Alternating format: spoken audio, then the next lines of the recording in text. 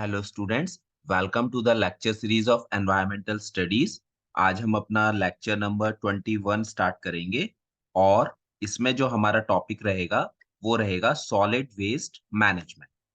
तो इसमें हम पढ़ेंगे सॉलिड वेस्ट क्या होता है, सॉलिड वेस्ट के हार्मफुल इफेक्ट क्या होते हैं, सॉलिड वेस्ट को कैसे कंट्रोल किया जाए, मतलब पूरा उसका मैनेजमेंट पढ़ेंगे और उसी में हम डिस्पोजल मेथड्स पढ़ेंगे। ठीक है, तो चलिए शुरू कर लेते हैं सॉलिड वेस्ट मैनेजमेंट। तो सबसे पहले सॉलिड वेस्ट की डेफिनेशन देख लेते हैं क्या होती है। तो solid waste refer to all non liquid waste. ठीक है, अब देखिए वेस्ट की अगर हम बात करें तो जो सॉलिड फॉर्म में वेस्ट मटेरियल एनवायरनमेंट के अंदर आ रहा है उसको बोल रहे हैं सॉलिड वेस्ट। तो बेसिकली यहाँ पे नॉन लिक्विड लिखा है तो नॉन लिक्विड और नॉन गैसियस दोनों ही होगा इसमें। ठीक है, तो गैसियस वेस्ट को हमने अलग कर दिया और हमने लिक्विड वेस्ट को अलग कर दिया। सॉलिड फॉर्म में जो वेस्ट मटेरियल है उसको बोलेंगे सॉलिड वेस्ट। अब ये बेसिकली अराइज कहाँ से होता है? Solid waste is that material which arises from various human activities।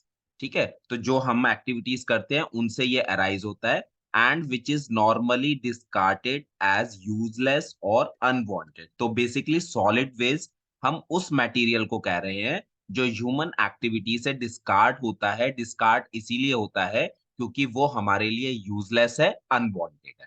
ठीक है, हमारे किसी काम का नहीं है तो हमने उसको थ्रो कर दिया, हमने उसको डिस्कार्ड कर दिया। तो ऐसे मटेरियल को बोला है सॉलिड वेस्ट।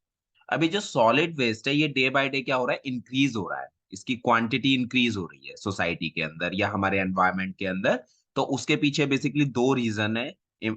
एक है अर्बनाइजेशन, शहरीकरण, है ना, सिटीज का एक्सपेंशन होता जा रहा है। तो जितना ज्यादा सिटीज का एक्सपेंशन होगा उतना ही ज्यादा सॉलिड वेस्ट जनरेट होगा। और साथ में इंडस्ट्रियलाइजेशन, बहुत सारी इंडस्ट्रीज जो हैं वो इंक्रीज होती जा रही है। ठीक है, अब हम देखते हैं types and sources of solid waste. Sources क्या है सॉलिड वेस्ट के, या उन्हीं को हम बोल सकते हैं कि सॉलिड वेस्ट जो है कितने टाइप्स का है। तो इसको हमने कई कैटेगरीज में डिवाइड किया है। पहला है हमारा डोमेस्टिक वेस्ट। तो डोमेस्टिक वेस्ट वो वेस्ट होगा जो हमारे होम से, हमारे घर से जनरेट होगा, है ना। और ये जनरली कैसा वेस्ट होता है, ये डिकम्पोजेबल वेस्ट होता है। ठीक है, मींस बायोडिग्रेडेबल होता है, माइक्रो ऑर्गेनिज्म इसको इजीली क्या कर देते हैं, डिकम्पोज कर देते हैं। ठीक है, तो हमारे घर में जो एक सबसे ज्यादा सॉलिड वेस्ट जनरेट होता है वो कॉर्नर होता है बेसिकली हमारा किचन। किचन में क्या होता है, जनरली 3 या 4 टाइम फूड की प्रिपरेशन होती रहती है, तो उसमें वेस्ट मटेरियल बहुत ज्यादा जनरेट होता है। तो it's produced during the preparation of meat, food, vegetables etcetera. ठीक है, सेकंड है municipal waste. This include waste from shops, hotels, offices and other commercial units. City के अंदर बेसिकली जो हमारी शॉप्स हैं, होटल्स हैं, ऑफिसेज हैं, है ना, कुछ कमर्शियल यूनिट्स हैं। ठीक है, स्मॉल लेवल पे जो कमर्शियल यूनिट्स है वहां से जो वेस्ट जनरेट हो रहा है उसको हम बोल रहे हैं म्यूनिसिपल वेस्ट। अब ये जो म्यूनिसिपल वेस्ट होता है इसको या तो हम बोलेंगे गार्बेज या बोलेंगे रबिश। तो दोनों में क्या डिफरेंस है? तो जो गार्बेज होता है वो डिकम्पोजेबल वेस्ट होता है, बायोडिग्रेडेबल होता है, माइक्रो ऑर्गेनिज्म इजीली उसको डिकम्पोज कर देते हैं। जबकि रबिश किसको कहते हैं, नॉन डिकम्पोजेबल वेस्ट को बोलते हैं। ठीक है, ये जो है डिग्रेड नहीं होता है। एक और इसकी कैटेगरी है, एक और तरीके से म्यूनिसिपल वेस्ट को क्लासिफाई कर सकते हैं, combustible and non combustible waste. Combustible जो बर्न कर सकते हैं, नॉन कंबस्टिबल जिसको बर्न नहीं कर सकते।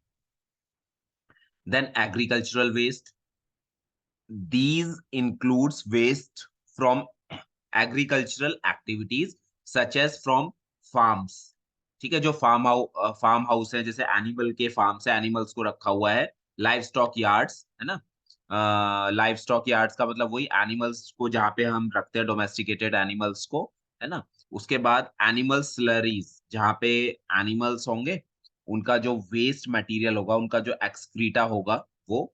उसके बाद स्प्रे रेजिड्यूज, हम अपनी क्रॉप के ऊपर कई तरह के केमिकल्स जो होते हैं वो स्प्रे करते हैं, तो उनका रेजिड्यू है, उनकी बॉटल्स हैं, उनका पैकिंग पेपर है, क्योंकि ये सब सॉलिड फॉर्म में है है ना? उसके बाद pesticides use etcetera. It also consist of slaughter house waste and animal manures. Slaughter house क्या होता है? स्लॉटर हाउस बेसिकली वो प्लेस होती है जहां पे एनिमल्स को किल करते हैं, मारते हैं मीट के लिए, है ना? तो स्लॉटर हाउस से जो वेस्ट निकलेगा तो बेसिकली वहां से एनिमल के कुछ बॉडी पार्ट्स होंगे, बोन्स होंगी सॉलिड फॉर्म में, उनको बोला गया है। Then industrial waste. This include mainly the packaging material, organic waste, food processing waste, plastic waste and dyeing waste. देखिए डिफरेंट तरह की इंडस्ट्रीज हैं, उसमें डिफरेंट तरह का मटेरियल यूज हो रहा है, तो वो मटेरियल जो है डिफरेंट फॉर्म्स में बाहर आ रहा है ना? मतलब कई तरह का सॉलिड फॉर्म में कई तरह का मटेरियल बाहर आ रहा है। वो पैकेजिंग मटेरियल हो सकता है, वो ऑर्गेनिक वेस्ट हो सकता है, फूड प्रोसेसिंग यूनिट में जो वेस्ट मटेरियल है वो बाहर निकल के आ रहा है, प्लास्टिक जहाँ पे बन रही है तो प्लास्टिक वेस्ट जनरेट हो रहा है, ठीक है? तो इसी तरीके से बहुत सारी इंडस्ट्रीज हैं जो भी मैन्युफैक्चरिंग कर रही हैं, है ना? वहाँ पे सॉलिड फॉर्म में जो वेस्ट जनरेट हो रहा है उसको हम कह रहे हैं industrial waste. Then fifth category है रेडियो एक्टिव वेस्ट। तो बेसिकली जहाँ पे रेडियो एक्टिव मटेरियल यूज हो रहा होगा, वहां से ये वेस्ट जनरेट होगा, है ना? तो ये रेडियो एक्टिव मटेरियल कहाँ यूज होता है? न्यूक्लियर पावर प्लांट्स में यूज करते हैं, जहाँ पे न्यूक्लियर टेस्टिंग लैब्स होती हैं वहां पे यूज करते हैं, कुछ इंडस्ट्रीज के अंदर यूज होता है, हॉस्पिटल्स के अंदर भी जैसे रेडियोथेरेपी, कीमोथेरेपी वगैरह करते हैं तो वहां पे भी यूज होता है। तो वहां से अगर सॉलिड फॉर्म में ये बाई चांस निकल रहा है तो उसको बोला गया है रेडियो एक्टिव वेस्ट। और सिक्स्थ है बायोमेडिकल वेस्ट। बायोमेडिकल वेस्ट को हॉस्पिटल वेस्ट भी कहते हैं। और ये जो होता है वेस्ट, इसके अंदर पैथोलॉजिकल वेस्ट होगा, एनाटॉमिकल वेस्ट होगा, बहुत ज्यादा ये इन्फेक्शियस होता है और हैजार्डस होता है, ठीक है? जहां पर भी हेल्थ केयर फैसिलिटीज होंगी या मेडिकल लैब्स होंगी, जहां पे हॉस्पिटल है, नर्सिंग होम्स हैं, क्लिनिक्स हैं, ठीक है, मेडिकल लैब्स हैं, ठीक है, मेडिकल शॉप्स हैं, तो यहाँ से जो वेस्ट जनरेट हो रहा है उसको हम बोल रहे हैं बायोमेडिकल वेस्ट। और ये वेस्ट जो होता है ये हाईली इन्फेक्शियस होता है क्योंकि ये पेशेंट की बॉडी के कांटेक्ट से होके निकला होता है। तो कुछ एग्जांपल्स हैं इसके, like glucose bottles, cotton, bandages, discarded medicine, disposal syringes etcetera, ठीक है? तो ये हमारा बायोमेडिकल वेस्ट है और ये हाईली इन्फेक्शियस होता है। नाउ सॉलिड वेस्ट के हार्मफुल इफेक्ट क्या होते हैं? Improper handling of solid waste is health hazard and may cause severe damage to the environment. देखिए अगर सॉलिड वेस्ट को हमने प्रॉपर हैंडल नहीं किया है, एनवायरनमेंट के में ऐसे ही डाला हुआ है, तो वो एनवायरनमेंट को तो नुकसान पहुंचाएगा ही, साथ में वो हेल्थ हैजार्ड होगा, प्लांट्स के लिए भी, एनिमल्स के लिए भी और सबसे ज्यादा हमारे लिए, ह्यूमन बींग्स के लिए। In solid waste, various type of disease vectors breeds which affect the health of human beings by causing diseases such as dysentery, diarrhea, etc. देखिए जहां पर भी सॉलिड वेस्ट पड़ा हुआ होगा, ओपन में पड़ा होगा, उस सॉलिड वेस्ट में डिजीज वैक्टर्स जो होते हैं बहुत जल्दी ग्रो कर जाते हैं। डिजीज वैक्टर क्या होते हैं? ये कुछ लिविंग एजेंट होते हैं जो इन्फेक्शियस माइक्रो ऑर्गेनिज्म या पैथोजन को कैरी करते हैं और उनको एक प्लेस से दूसरे प्लेस पे ट्रांसफर करते हैं, जैसे हाउस फ्लाई, ठीक? तो हाउस फ्लाई जो है सॉलिड वेस्ट पे बैठेगी तो उसकी बॉडी के अंदर क्या होगा? इन्फेक्शियस पैथोजन जो सॉलिड वेस्ट में प्रेजेंट होंगे वो अटैच हो जाएंगे। अब वो वही हाउस फ्लाई कहीं खुले खाने के ऊपर बैठेगी तो वहां पे वो माइक्रो ऑर्गेनिज्म ट्रांसफर हो जाएगा, है ना? और उस फूड को जो हेल्दी पर्सन खा रहा है तो उसको कई तरह की डिजीज होने के चांसेस बढ़ जाएंगे। Second, solid waste is also a great threat to the workers and for person who came in direct contact with it. जो लोग सॉलिड वेस्ट के डायरेक्ट कांटेक्ट में आते हैं, तो डायरेक्ट कांटेक्ट में कौन आएगा? जनरली जो स्वीपर्स होते हैं। तो स्वीपर्स जो हैं अगर उन्होंने प्रॉपर मास्क नहीं पहना है, ग्लव्स नहीं पहने हैं, पैरों में बूट नहीं पहने हैं, तो डायरेक्ट कांटेक्ट में आएंगे सॉलिड वेस्ट के, उनके लिए वो खतरनाक हो सकता है ना? बहुत जल्दी वो बीमार हो सकते हैं। The solid waste collected from different industries include toxic metals, chemicals, and other hazardous waste. When these waste are released into the environment, they can produce biological and physiochemical problems to the environment. अब देखिए solid waste जो industry से आ रहा है तो उसमें कई तरह के टॉक्सिक मेटल्स हो सकते हैं, डिफरेंट तरह के केमिकल्स हो सकते हैं और अदर हैजार्डस वेस्ट हो सकता है। जब ये सॉलिड वेस्ट जिसके अंदर ये सारी चीजें प्रेजेंट हैं एनवायरनमेंट के अंदर रिलीज होंगे, तो ये एनवायरनमेंट के अंदर बायोलॉजिकल, फिजिकल, केमिकल, है ना, सब तरह की प्रॉब्लम्स लेके आएंगे। तो एनवायरनमेंट के अंदर एक तरीके से क्या होगा, आपका पॉल्यूशन इंक्रीज होगा। द केमिकल्स में drain into the soil and pollute the ground water. और यही जो बेसिकली टॉक्सिक मेटल, केमिकल्स या अदर हैजार्डस वेस्ट हैं, ये किसी नियर बाय वाटर सोर्स में जाएंगे तो वाटर पॉल्यूशन कॉज करेंगे, और यही सॉइल में से परकोलेट होके नीचे जाएंगे, तो ग्राउंड वाटर में मिक्स होके ये ग्राउंड वाटर को भी क्या करेंगे, पॉल्यूट करेंगे। Beside this, the improper disposal of solid waste produces bad odor and which destroy the beauty of nearby areas. Solid waste जो होता है किसी भी एरिया की जो सीनिक ब्यूटी होती है ना, एस्थेटिक वैल्यू होती है, उसको खत्म कर देता है।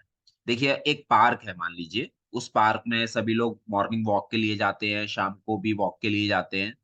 तो वो पार्क के अंदर ग्रीनरी है, प्लांट्स लगे हुए हैं, फ्लावर्स ब्लूम कर रहे हैं अच्छे से, तो वहां पे सब जाना पसंद करेंगे, है ना। लेकिन वहीं पास में या पार्क के अंदर ये कोने में सॉलिड वेस्ट डाल दिया जाए, तो सॉलिड वेस्ट में से बैड ऑर्डर स्मेल निकलेगी, है ना, तो वो क्या करेगा, पार्क की जो ब्यूटी होगी उसको वो डिस्ट्रॉय कर देगा एक तरीके से।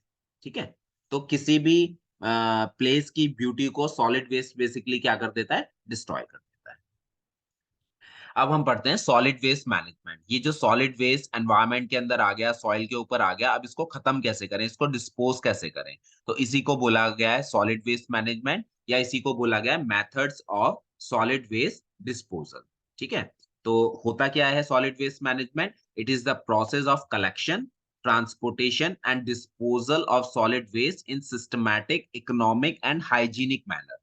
देखिए सॉलिड वेस्ट मैनेजमेंट में सॉलिड वेस्ट को कलेक्ट करना, उसको ट्रांसपोर्ट करना डिस्पोजल साइट तक, और डिस्पोजल साइट पे उसका डिस्पोजल करना। कैसे, सिस्टमैटिक में डिस्पोजल हो, इकोनॉमिकली हो, और हाइजीनिक मैनर में। तो इसको बोला गया है सॉलिड वेस्ट मैनेजमेंट। अगर सॉलिड वेस्ट मैनेजमेंट हम करेंगे तो एनवायरनमेंट में जो हार्मफुल इफेक्ट आने वाले थे वो कम हो जाएंगे, है ना। तो इसमें पहला स्टेप तो है सॉलिड वेस्ट मैनेजमेंट में कलेक्शन एंड ट्रांसपोर्टेशन। ठीक, अब देखिए कलेक्शन, जैसे हम अपने घर से एग्जांपल लेते हैं, हमारे घर के अंदर छोटे डस्टबिन होते हैं, उसमें हम बेसिकली क्या करते हैं, घर का जो भी सॉलिड वेस्ट है उसको कलेक्ट कर लेते हैं। उसके बाद उसको अगर मान लीजिए कॉलोनी है ना? तो कॉलोनी में कोई म्युनिसिपैलिटी का डस्टबिन होगा, वो लोहे के बड़े-बड़े कंटेनर होते हैं, या कोई एक पर्टिकुलर प्लेस होगी, वहाँ पे ले जाके हम डंप कर देते हैं। या घर में जो स्वीपर आता है, वो बेसिकली सॉलिड वेस्ट ले जाएगा, ठीक है? अब वो डंपिंग साइट पे छोड़ देगा जो कॉलोनी के आस-पास होगी। वहाँ पे क्या होगा, वहाँ पे म्युनिसिपैलिटी के ट्रक्स या ट्रैक्टर्स आएँगे और उस वेस्ट को कलेक्ट करके कहाँ ले जाएँगे? डिस्पोज़ल साइट पे ले जाएँगे, ठीक है? अब ये जो कलेक्शन होना चाहिए कैसा होना चाहिए? ये एफिशिएंट होना चाहिए। एफिशिएंट का मतलब ये है कि जब सॉलिड वेस्ट का कलेक्शन हो, तो जब भी हो वो पूरा हो। यहाँ पे कहने का मतलब ये है कि मान लीजिए स्वीपर आए, है ना? ट्रक में भर के उनको या ट्रैक्टर में भर के सॉलिड वेस्ट ले जाना है, तो वो पूरा ले जाएँ और रेगुलर बेसिस पे ले जाएँ। क्योंकि अगर रेगुलर बेसिस पे नहीं ले जाएँगे, तो वो वेस्ट क्या होगा, डिकम्पोज़ होगा, स्मेल निकलेगी, तो आस-पास के एरिया को वो बेसिकली जो लोग रह रहे होंगे उनको प्रॉब्लम। तो efficient collection and transportation are very important aspect in solid waste management. Regular collection of waste is necessary because the organic matter tends to decompose rapidly in hot climate. तो regular basis पे collection होना चाहिए, क्योंकि hot climate में जो solid waste होता है वो बहुत जल्दी डिकम्पोज होता है और उसमें से बैड ऑर्डर या बैड स्मेल निकलती है। After collection of waste in particular bins, these may be transferred into trucks where it may be taken into dumping site. Dumping site पे ले जाते हैं, और ये जो डंपिंग साइट होती है ये जनरली सिटी के बाहर होती है। तो सिटी के बाहर मान लीजिए हमने सॉलिड वेस्ट को पहुंचा दिया। अब वहां पे डंपिंग साइट पे क्या होगा, सॉलिड वेस्ट का सेपरेशन और सेग्रीगेशन होगा। ठीक है, कैसे होगा, उसमें देखा जाएगा, उसको सेपरेट करेंगे, अलग-अलग करेंगे कि रीसाइक्लिंग मटेरियल कौन-सा है। ऐसा मटेरियल जिसकी रीसाइक्लिंग हो सकती है, उसको अलग कर लेंगे। ऐसा मटेरियल जो डिकम्पोजेबल है, उसको अलग कर लेंगे। नॉन डिकम्पोजेबल है उसको अलग कर लेंगे, जो कंबस्टेबल है उसको अलग कर लेंगे, नॉन कंबस्टेबल है उसको अलग कर लेंगे।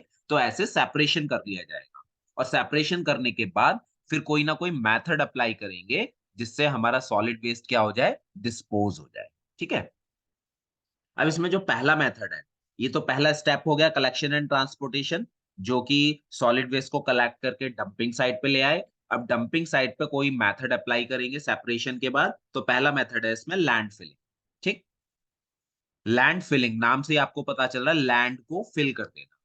तो इस ये क्या है, it is most common and economic practice of solid waste disposal.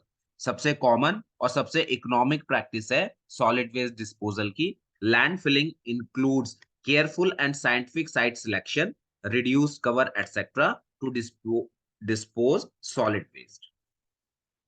अब इसमें बेसिकली क्या करते हैं, एक साइट को सिलेक्ट करते हैं। जनरली ऐसी साइट ली जाती है जिसमें ऑलरेडी गड्ढे होते हैं, नेचुरल तरीके से गड्ढे बने होते हैं, या उबड़ खाबड़ जमीन होती है।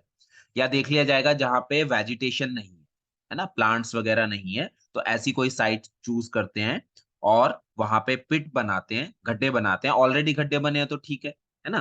तो in this process the waste is disposed, उन गड्ढों में वो सॉलिड वेस्ट भर दिया जाता है और उसको ऊपर से सॉइल की लेयर से कवर कर देते हैं। सॉइल की लेयर से इसलिए कवर करते हैं because it helps to decrease smell and discourage insects and rodents population. जैसे चूहे हैं, है ना, कुछ इंसेक्ट्स हैं, वेक्टर्स हैं, वो उसके कांटेक्ट में ना आए, इसलिए सॉइल से उसको कवर कर देते हैं। In this process, the complex organic waste are slowly degraded by microorganism। तो इसमें जो भी combustible, सॉरी, जो भी डिकम्पोजेबल बायोडिग्रेडेबल मटेरियल होता है, उसका धीरे धीरे डिकम्पोजिशन हो जाता है। और वो धीरे धीरे क्या होता है, वो प्लेस जो होती है, लैंड जो होती है, वो इवन होती चली जाती है। ठीक है। अनइक्वल सेटलमेंट एंड ऑर्डर में be there for the first few years. कुछ सालों तक वहां पे अनइक्वल सेटलमेंट रहेगा, ऑर्डर रहेगी, लेकिन धीरे धीरे वो अनइक्वलनेस जो है वो प्लेन हमारा बनता चला जाता है, ऑर्डर खत्म हो जाता है, मतलब स्मेल खत्म हो जाती है। उसके बाद हम क्या कर सकते हैं, land can be use for developing parks और अदर रिक्रिएशनल यूज। वहां पे पार्क गार्डन डेवलप कर सकते हैं, या मनोरंजन से रिलेटेड कोई साइट वहां पे डेवलप की जा सकती है। दूसरा मेथड है कंपोस्टिंग, है ना। तो कंपोस्ट आपको पता ही है, कंपोस्ट जो है एक तरह का कह सकते हैं कि मैन्योर है, जो प्लांट्स की ग्रोथ के लिए अच्छा होता है। ठीक है। तो हम क्या करते हैं, सॉलिड वेस्ट के अंदर देख लेते हैं, जो भी ऑर्गेनिक वेस्ट है जिसका डिकम्पोजिशन हो सकता है, उसको हम गड्ढों में भर देते हैं, मिट्टी से कवर कर देते हैं, और कुछ टाइम के बाद माइक्रो ऑर्गेनिज्म उसको डिकम्पोज करते हैं, और वो उसको किस में कन्वर्ट कर देते हैं, कंपोस्ट या खाद में कन्वर्ट कर देते हैं, है ना। In composting, the organic matter of solid waste is decomposed by microorganisms such as bacteria and fungi. The process is aerobic and produces large amount of heat, which increases the temperature during the process. ठीक है.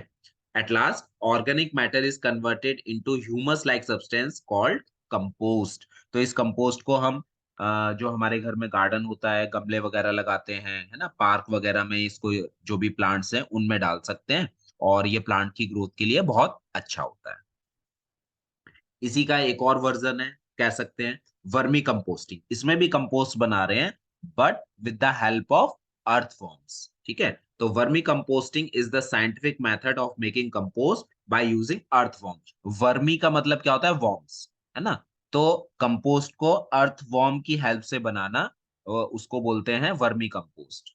They are commonly found living in soil, feeding on biomass and excreting it in a digested form. Basically क्या होता है, earthworm को क्यों डालते हैं, जो ऑर्गेनिक वेस्ट है उसमें हम अर्थवॉर्म डाल देते हैं, है ना। तो अर्थवॉर्म क्या करेंगे, उस ऑर्गेनिक वेस्ट को खाएंगे। ठीक। खाने के बाद वो क्या करेंगे, वो उनके बॉडी के अंदर जाएगा, और फिर वो डाइजेस्ट होगा सॉलिड वेस्ट, और उनका एक्सक्रीटा बाहर निकलेगा। तो वो जो एक्सक्रीटा होगा उसमें बेसिकली क्या होंगे, न्यूट्रिएंट होंगे, है ना। तो vermiculture means worm farming. Earthworm feeds on organic waste material and give out excreta in the form of vermicast. जो एक्सक्रीटा उनका बाहर निकल रहा है उसको वर्मी कास्ट बोल रहे हैं, और वो रिच होता है नाइट्रेट्स में एंड अदर मिनरल्स जैसे phosphorus, magnesium, calcium and potassium. और इसको हम as a fertiliser, as a manure हम सॉइल की फर्टिलिटी को इंक्रीज करने के लिए यूज कर सकते हैं। तो जैसे घर के अंदर हम लोग गमले वगैरह में अपने प्लांट्स वगैरह ग्रो करते हैं, है ना? तो उनकी ग्रोथ के लिए वर्मी कंपोस्ट बहुत अच्छी होती है। किसी भी नर्सरी से हम ये ला सकते हैं और अपने घर में इसको यूज कर सकते हैं। नेक्स्ट है पायरोलिसिस। पायरोलिसिस प्रोसेस क्या होता है? देखिए, पहले मैं थोड़ा सा ऐसे ही बता देता हूँ। जैसे हम पेट्रोलियम की रिफाइनिंग करते हैं, है ना? पेट्रोलियम की रिफाइनिंग में फ्रैक्शनल डिस्टिलेशन होता है, अलग-अलग बॉइलिंग पॉइंट पे अलग-अलग चीजें मिल जाती हैं। कुछ-कुछ वैसा ही ये प्रोसेस है। अलग-अलग टेम्परेचर पे कुछ हमें एनर्जी जो है पायरोलिसिस प्रोसेस में क्या हो जाती है, वापस मिल जाती है। उसको हम यूज कर लेते हैं, है ना? तो देख लेते हैं इसको, क्या है। In pyrolysis the chemical constituents and chemical energy of some organic waste is recovered by destructive distillation of the solid waste. इसमें सॉलिड वेस्ट जो है उसका बेसिकली डिस्ट्रक्टिव डिस्टिलेशन करते हैं, और उसमें वेस्ट के अंदर कुछ अमाउंट में केमिकल एनर्जी, कुछ केमिकल कॉन्स्टिट्यूएंट हमें रिकवर हो जाते हैं, उनको हम यूज कर लेते हैं। तो in pyrolysis the combustible constituent of the solid waste are heated. Solid waste को स्पेशली डिजाइन चैम्बर, जो कि जिनको बोला जाता है पायरोलिसिस रिएक्टर में भर दिया जाता है, और पायरोलिसिस रिएक्टर में 650 डिग्री सेल्सियस से 1000 डिग्री सेल्सियस तक का टेम्परेचर मेंटेन कर सकते हैं, और वहां पे ऑक्सीजन फ्री एनवायरनमेंट होता है। ऑक्सीजन की एब्सेंस में ये प्रोसेस किया जाता है, ठीक है? तो ऑक्सीजन फ्री एनवायरनमेंट में लगभग 1000 डिग्री सेल्सियस पे सॉलिड वेस्ट को हम क्या कर देते हैं, हीट कर देते हैं। तो pyrolysis enables the conversion of solid waste, agriculture residues, scrap tires, and other non-recyclable material into clean energy. तो इससे बेसिकली जो हमें रिकवरी होती है वो एनर्जी मिलती है, क्लीन एनर्जी मिलती है, ठीक है? It provides an appealing method of transforming urban waste into goods that may be used to. अच्छा, जो कुछ हमें केमिकल कॉन्स्टिट्यूएंट मिलते हैं, उनसे हम क्या कर सकते हैं, आगे चल के फर्दर हीट जनरेट कर सकते हैं, पावर जनरेट कर सकते हैं, या डिफरेंट केमिकल्स जो मिल रहे हैं उनको दूसरे प्रोसेस, दूसरे काम में यूज कर सकते हैं, ठीक है? The use of high temperature degrades harmful components. तो हाई टेम्परेचर पे जब ये पूरा प्रोसेस हो रहा है तो सॉलिड वेस्ट के अंदर प्रेजेंट हार्मफुल कंपोनेंट डिग्रेड हो जाते हैं, सारे माइक्रो ऑर्गेनिज्म डिग्रेड हो जाते हैं, है ना? और साथ में जो सॉलिड वेस्ट का वॉल्यूम होता है वो भी कम हो जाता है, ठीक है? नेक्स्ट है इंसिनरेशन। इंसिनरेशन का सिंपल मीनिंग है burning of the solid waste. तो प्रॉपरली कंस्ट्रक्टेड फर्नेस होते हैं, हाई टेम्परेचर लगभग 1000 डिग्री सेल्सियस के आसपास ऑक्सीजन की प्रेजेंस में हम क्या करते हैं, सॉलिड वेस्ट को बर्न कर देते हैं, ठीक है? In this process organic waste are converted into incombustible residues and gases. तो ऑर्गेनिक वेस्ट इसमें जो कन्वर्ट होता है वो किस में हो जाता है, रेजिड्यूज और गैसेस में कन्वर्ट हो जाता है। एडवांटेज क्या है इसका, conversion of great amount of solid waste into small residues and gases. यहाँ पे भी बेसिकली क्या होता है, सॉलिड वेस्ट का जो लार्ज अमाउंट होता है ना, वो कॉम्पैक्ट हो जाता है, कम हो जाता है, ठीक है? और जो रेजिड्यू मिलता है वो नॉन पॉल्यूटिंग होता है, तो उसको हम आगे फर्दर चल के डिस्पोज इजीली कर सकते हैं। This residue is non polluting, ठीक? लेकिन इसका डिसएडवांटेज भी है। डिसएडवांटेज क्या है? एक तो ये कॉस्टलियर प्रोसेस है, क्योंकि इसमें कंस्ट्रक्टेड फर्नेस है, हाई टेम्परेचर मेंटेन करना है, तो कॉस्टली प्रोसेस हो जाता है। और क्योंकि सॉलिड वेस्ट को बर्न कर रहे हैं, तो इससे क्या होता है, एयर पॉल्यूशन कॉज होता है, ठीक है? सेवंथ है reuse and recycling of waste material. देखिए, जब हमने स्टार्टिंग में हमने जब सॉलिड वेस्ट का कलेक्शन, सेपरेशन, सेग्रीगेशन किया, तो वहीं पे चीजों को अलग कर लिया जाता है, ऐसी चीजों को जिनका क्या हो सकता है, जिनका रिसाइकलिंग हो सकती है, ठीक है? तो ऐसे मटेरियल को अलग कर लेते हैं। फिर क्या करते हैं, रिसाइकलिंग क्या है, recycling is the reprocessing of discarded material into new useful product. Recycling से हम क्या करते हैं, जो डिस्कार्टेड मटेरियल है उससे नए यूजफुल प्रोडक्ट बनाते हैं, ठीक है? जैसे फॉर एग्जांपल, जो हमारी कैन्स होती हैं, मेटलिक कैन्स होती हैं, reusing of cans can save money, है ना? जो कोल्ड ड्रिंक की जैसे कैन्स आती हैं, है ना, और कैन्स आती है मेटल्स की, तो उनको रिसाइकिल करके दोबारा कैन बनाई जा सकती है, या कोई अदर मटेरियल बना सकते हैं उनसे, तो उससे हमारा मनी सेव हो सकता है। देन पेपर की रिसाइकलिंग करेंगे तो उससे कटिंग ऑफ ट्रीज, डिफॉरेस्टेशन को हम लोग रोक सकते हैं। और साथ में जैसे मेटल की माइनिंग रिसाइकलिंग करेंगे तो उससे माइनिंग एक्टिविटी को कम किया जा सकता है। ठीक है, तो ये कुछ मेथड्स थे जिनसे हम सॉलिड वेस्ट को क्या कर सकते हैं, डिस्पोज कर सकते हैं। Now the policy of 4 Rs, है ना, सॉलिड वेस्ट मैनेजमेंट में भी एक इंपॉर्टेंट है कि हमें इस पॉलिसी को फॉलो करना चाहिए, है ना। तो ये 4 Rs क्या है, इनको एक एक करके देख लेते हैं। पहला इसमें refuse, instead of buying new containers from the market use the ones that are in the house. Refuse का मतलब यहाँ पे है रिफ्यूज कर देना, मना कर देना। तो हम अपने लिए ये तय कर सकते हैं कि भाई घर के अंदर ऑलरेडी जो चीजें हैं, जो कंटेनर्स हैं, है ना, उनसे हमारा अगर काम चल सकता है तो हम उन्हीं को यूज करें। ऐसा ना हो कि बार बार हम नई चीजें खरीद के ला रहे हैं, क्योंकि जितना ज्यादा हम खरीद के लाएंगे उतना ही ज्यादा वेस्ट मटेरियल जनरेट होगा। तो refuse to buy new items though you may think they are prettier than the ones you already have, है ना।